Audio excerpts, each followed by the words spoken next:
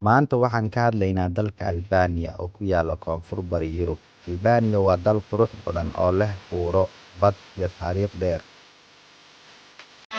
Yeah, we're traveling far and wide. Somali geographer come for the ride. Yeah, from rivers to the city lights, exploring the world day and night.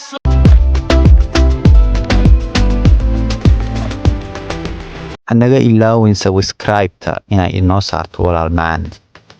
Albania waxay ku taallaa Balkaniska, waxayna xaduud la leedahay Giriiga iyo waqooyiga Macedonia, Kosovo iyo Montenegro. Dadka Albania waxaa la yiraahdaa Albanians, luqadda rasmiga ahna waa Albanian. Diimaha ugu badan waa Islaamka iyo Masiixiga.